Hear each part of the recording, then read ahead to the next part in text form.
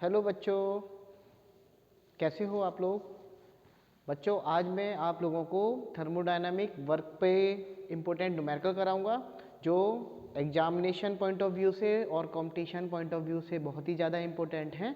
और आज का जो मैंने हेडिंग लगा रखा है यहाँ पर, numerical based on work done bye thermodynamic system. तो लास्ट लेक्चर में बच्चों हमने थर्मोडायनामिक सिस्टम पर हमने स्टडी किया था कि थर्मोडायनामिक सिस्टम पर जो वर्क डन हम लेते हैं, वर्क डन बाय सिस्टम होता है वो पॉजिटिव लिया जाता है और वर्क डन ऑन सिस्टम होता है वो नेगेटिव लिया जाता है। बच्चों का कई सारे बच्चों के कमेंट थे कि सर आप इस पे कुछ न्यूमेरिकल भी बता दीजिए, तो मैं आज आप लोगों के सामने आज इम्पोर्टेंट न्यूमेरिकल कराऊंगा जो कि आपके लिए काफ़ी ज़्यादा हेल्पफुल रहेंगे। ठीक है बच्चों, देखो थोड़ा सा स्टार्ट कराने से पहले मैं आपको ब्रीफिंग करा दूं कि जो वर्क डन बाय सिस्टम होता है, ध्यान रखना बच्चों, वो हमेशा लिया जाता है आपका पॉजिटिव। मैंने बताया था, आपको लास्ट लेक्चर में समझा चुका हूँ किस तरह से ये पॉजिटिव आता है। और वर्क डन ऑन सिस्टम की अगर मैं बात करूँगा तो बच्चों ये हमेशा नेगेटिव लिया जाता है। ठीक है, वर्क डन होता क्या है, वर्क डन का फॉर्मूला एक ही बताया था मैंने, work done is equal to रहता है P इंटू डेल्टा वी। और ये फॉर्मूला मैंने तब बताया था कि आपको जब प्रेशर आपका वेरिएबल हो, सॉरी कांस्टेंट हो। प्रेशर आपका कैसा होना चाहिए, कांस्टेंट। ठीक है, प्रेशर अगर आपका कांस्टेंट है तब तो आप ये फॉर्मूला लगा सकते हो P into delta we. Delta we होता है आपका चेंज इन वॉल्यूम। लेकिन बच्चों प्रॉब्लम ये आती है कि जब प्रेशर वेरिएबल हो, ठीक है, pressure point two point differ कर रहा हो, तब हम किस तरह से न्यूमेरिकल को डील करेंगे, किस तरह से हम अप्रोच बनाएंगे उसको सॉल्व करने के लिए। तो बच्चों को कुछ नहीं करना है, आपको ना वर्क डन निकालने के लिए, देखो भाई एक एग्जांपल बताता हूँ मैं आपको। जैसे मान लीजिए आपको पीवी ये डायग्राम दिया हुआ है, ये आपका प्रेशर, ये आपका मान लीजिए वॉल्यूम। ठीक है, आपको कोई एक कर्व बना के दे दिया उसने। ठीक है, अब आपको इसका वर्क डन निकालना है। तो आपको पता है कि जो वर्क डन का फॉर्मूला रहता है पी और वी का मल्टीप्लिकेशन होता है। अब हम यहाँ पर क्या करेंगे, हमें ना बच्चों छोटी छोटी स्ट्रिप काट काट के हमें निकालना पड़ेगा। यहाँ का हमने वर्क डन निकाल लिया, प्लस फिर हम इतने पार्ट का निकाल रहे हैं, फिर हम इतने पार्ट का निकाल रहे हैं। ओवरऑल सबसे बेटर का तरीका हमारे पास में यही है कि हम एक बार में जो भी कर्व हमें दिया हुआ है उसके अंडर का एरिया निकाल दें, यानी area under the curve of PV diagram, यानी area under the PV diagram gives work done by system और वर्क डन ऑन सिस्टम। यहाँ एक पॉइंट नोट कर लीजिए आप लोग, area under PV curve gives work done by oblique on system. ठीक है, वर्क डन बाय सिस्टम या वर्क डन ऑन सिस्टम, जो पीवी कर्व का जो एरिया रहेगा उसके नीचे का जो क्षेत्रफल रहेगा वो हमेशा और हमेशा आपका वर्क डन रहेगा। ठीक है, सिस्टम के द्वारा या सिस्टम पर किया हुआ वर्क। अब बच्चों ये हमें कैसे सॉल्व करना होता है, मैं इसके कुछ न्यूमेरिकल कराता हूँ जिससे आपके जो कंसेप्ट हैं वो क्लियर हों, और जो डाउट हो वो आप मुझसे फिर से कमेंट करके पूछ सकते हैं इसमें। ठीक है, आप लोग मेहनत कीजिए बेटा, जितना मेहनत कर लेंगे आपके लिए फ़ायदे में रहेगा। मैं फिर से कह रहा हूँ बेटा, ये टाइम बहुत क्रूशियल है, बहुत ज़्यादा इम्पोर्टेंट टाइम है। चलिए अब हम स्टार्ट करते हैं। मान लीजिए आपके सामने एक प्रेशर वॉल्यूम डायग्राम दे रखा है, ये आपका प्रेशर और ये आपका है वॉल्यूम में, सॉरी V, ये आपका हो गया V। यानी अगर हम बात करेंगे ये प्रेशर वॉल्यूम डायग्राम है और इसमें आपके सामने उसने एक प्रोसेस दे रखा है, थर्मोडायनामिक प्रोसेस है ये कुछ इस टाइप का दिया हुआ है उसने। ठीक है, इसके नाम उसने मेंशन कर रखे हैं, इसमें इसका नाम दे रखा है उसने प्रोसेस का। ये प्रोसेस हो गया A B और ये प्रोसेस हो गया BC। और बच्चों अब इसमें आपको ये बात दिमाग में रखनी है कि जो एरो बनेगा, ठीक है, वो किस टाइप से बना हुआ है, यानी कि प्रोसेस जो चल रहा है वो A से B हो रहा है, देन B से C एंड C से A, यानी कि ये जो कुछ जो साइकिल बन रही है वो कुछ आपकी क्लॉकवाइज बन रही है, A to B, B to C and C to A। ये आपको दे रखा है प्रोसेस। और कुछ आपको डेटा बच्चों यहाँ पे दे रखा है, जैसे यहाँ पर उसने मेंशन कर रखा है 0, ये आपका 10, then 20, then 30, then 40 and then 50। Okay. और मैं प्रेशर की बात करूँगा। प्रेशर जो आपको दे रखा है बच्चों, यहाँ पर दे रखा है उसने 10, 20, 30 एंड 40। ठीक है। प्रेशर आपका न्यूटन पर मीटर स्क्वायर में है और वॉल्यूम आपका मीटर क्यूब में दे रखा है उसने। अब बच्चों, अब आपको इस न्यूमेरिकल में आपसे जो पूछा जा रहा है वो आपको ये पूछा जा रहा है कि 40 यहाँ कर लीजिए आप। ठीक है। आपसे ये पूछा जा रहा है कि work done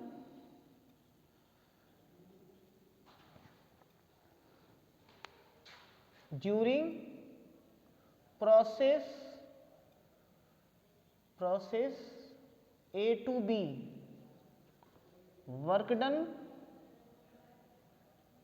during process B to C, and again work done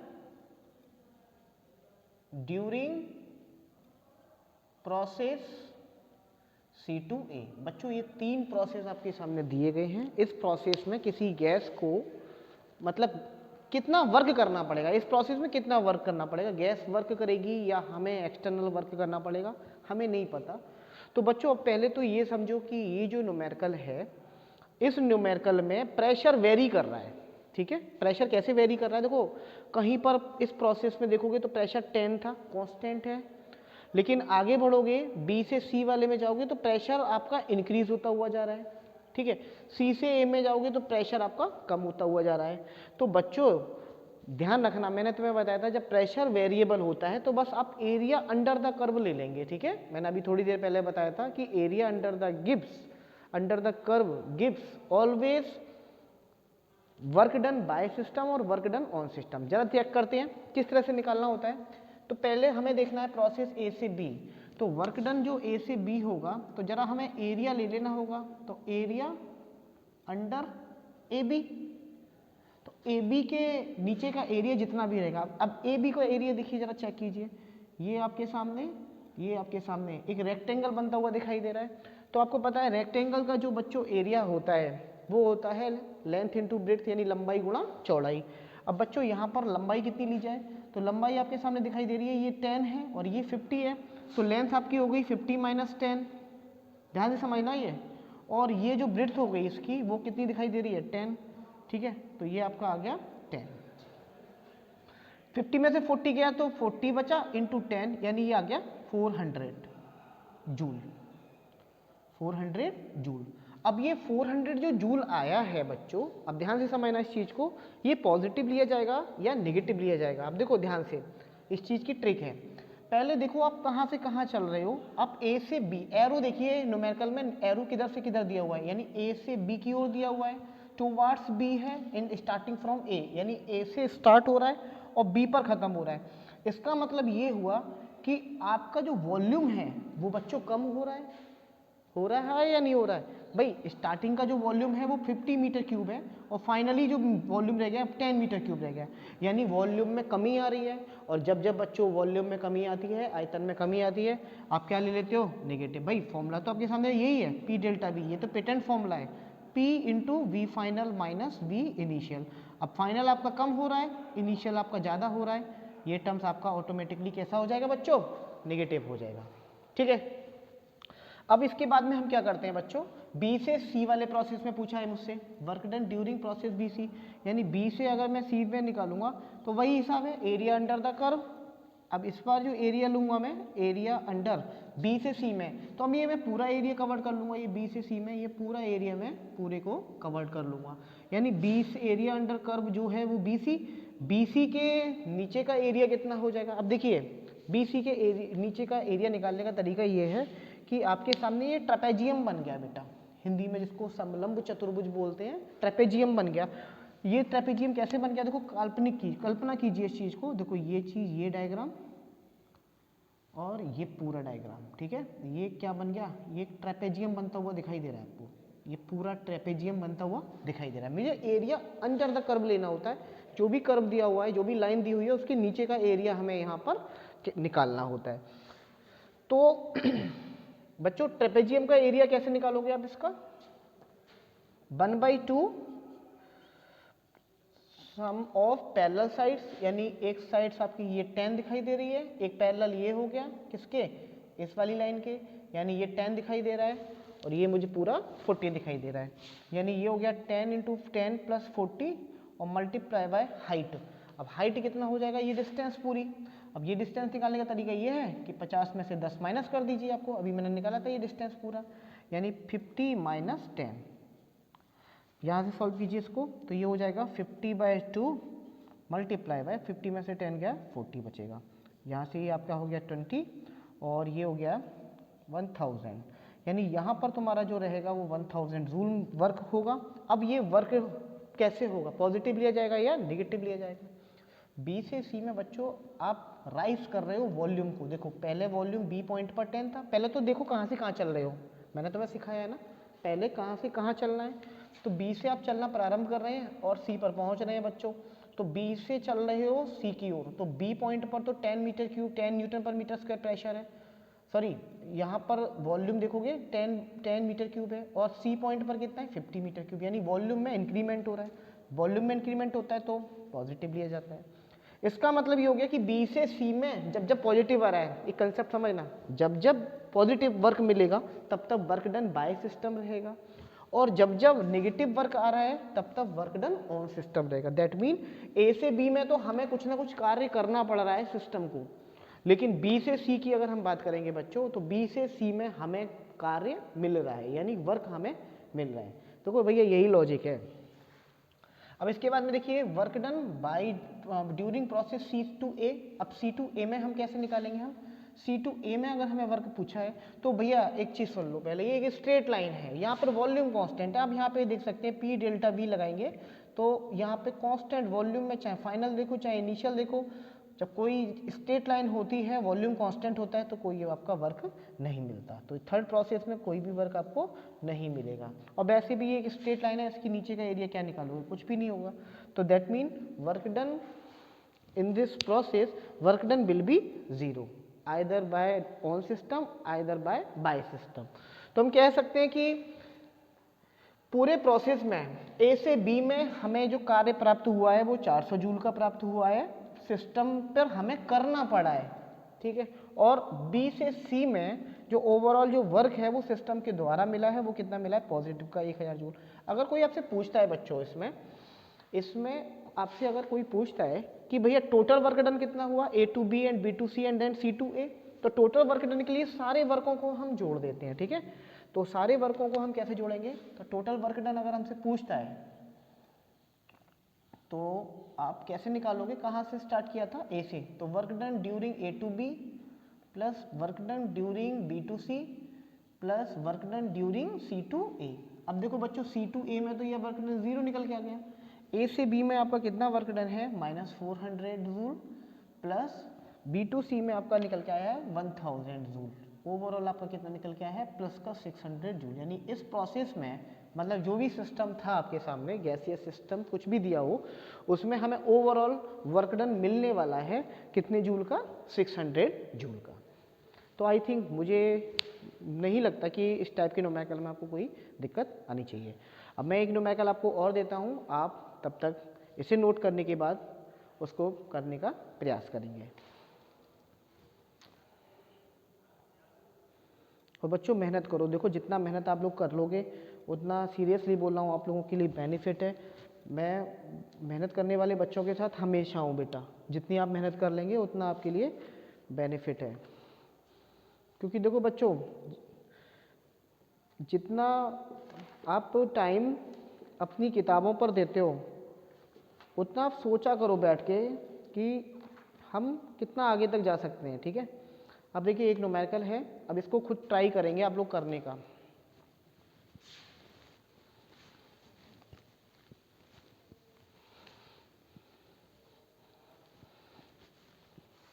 देखो यहाँ पर बच्चों एक बात मैं फिर से बता दूँ, इस वाले पार्ट में जब आपने बी से सी के बीच का नीचे का एरिया जो लिया था, आप इसको इस तरह से भी सॉल्व कर सकते हैं। यहाँ पे बच्चों के दिमाग में कई सारे क्वेश्चंस आते हैं। आप लोग ये सोच रहे होंगे कि सर ने जो लिया है वो ट्रेपेजियम का एरिया निकाल दिया है, बिल्कुल सही है। आप अगर चाहें तो इस रेक्टेंगल और इस ट्रायंगल का एरिया लेके ऐड कर लें तो भी आपका आंसर सेम आएगा, ठीक है। आंसर पे कोई फर्क नहीं पड़ता। बस बच्चों ये बात का ध्यान रखना कि प्रेशर अगर वेरिएबल है तो फिर हमें उसी हिसाब से प्रोसेस को देखना होता है और एरिया अंडर द कर्व निकालना होता है, ठीक है। थोड़ा सा मैं लेवल थोड़ा सा अप करता हूँ। जैसे मान लीजिए ये पीवी डायग्राम दे रखा है आपके सामने, ये हो गया पी, ये हो गया वी। पी है आपका न्यूटन पर मीटर स्क्वायर में और वी है आपका मीटर क्यूब में, ठीक है। अब आपके सामने उसने एक, मान लीजिए लेट अस सपोज ये अपने के सामने ये डायग्राम दिया हुआ है, इसका नाम दे दीजिए मान लीजिए ए बी और ये सी डी, ओके।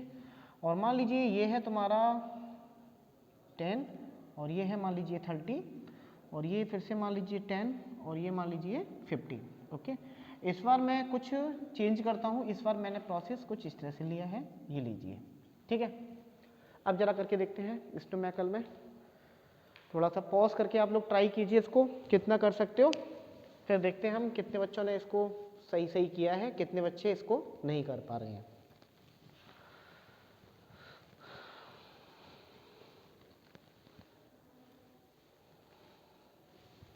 चलिए अब मैं आपको कराना स्टार्ट कराता हूँ। इस सवाल में जो पूछा गया है वो पूछा गया है फिर से वही कि work done during B to A कितना होगा, work done during A to D कितना होगा, work done during D to C कितना होगा and work done during C to B कितना होगा। और एंड में आते आते हम सारा टोटल वर्क डन निकाल देंगे, ठीक है। टोटल वर्क डन भी हम निकाल देंगे। चलिए मेरे हिसाब से बच्चों ने करना शुरू भी कर दिया है। डब्ल्यू बी टू ए, सबसे पहले बी टू ए वाला वर्क देखते हैं। तो चलो W work A B to A, पहले तो ये देखो कि प्रेशर कांस्टेंट है या प्रेशर वेरिएबल है। तो बच्चों पहले प्रेशर आपको दिखाई दे रहा है, हर प्रोसेस में प्रेशर चेंज हो रहा है। ए टू बी में मान लो कांस्टेंट था, फिर ए टू डी में ये कम हो गया है प्रेशर, भाई डी पॉइंट पर आके कम होता जा रहा है, ए से डी तक पूरा कम होता जा रहा है। बी से ए कांस्टेंट प्रेशर है, ध्यान रखना। डी टू सी में कांस्टेंट प्रेशर दिखाई दे रहा है और सी टू बी में ये प्रेशर तुम्हारा फिर से वेरिएबल कर रहा है। सी टू बी में प्रेशर इंक्रीज कर रहा है और ए टू डी में प्रेशर डिक्रीज कर रहा है, इस बात का ध्यान रखना। तो बी टू ए में जब हम वर्क डन निकालेंगे, कैसे निकालेंगे, एरिया अंडर द कर्व। तो बी टू ए में हम एरिया लेंगे ये नीचे वाला पूरा, जहाँ से ये कर्व आपका स्टार्ट हो रहा है, यहाँ से कोऑर्डिनेट सिस्टम दिया हुआ वहाँ से लेके पूरे कर्व तक का निकाल दीजिए। तो ये एक रेक्टेंगल दिखाई दे रहा है, तो लेंथ इंटू ब्रिड्थ ले लेंगे इसका फॉर्मूला, यानी एल इंटू बी। और लेंथ कितना दिखाई दे रहा है आपके सामने, ये मान लीजिए लेंथ ले लीजिए। तो लेंथ आपके सामने दिखाई दे रही है 30 माइनस 10 और मल्टीप्लाई बाई ये पूरी ब्रिड्थ देखेंगे तो ये ब्रिड्थ हो जाएगी, ये 0 है तो ये 50 माइनस 0 हो जाएगा, ठीक है बच्चों, 50 माइनस 0 हो जाएगा। अब जरा इसे सॉल्व कीजिए तो 30 माइनस 10 इक्वल टू हो गया 20 इंटू 50, दैट मीन 50 0 52 100 1000 जूल, ये आपका निकल के आया बी टू ए में।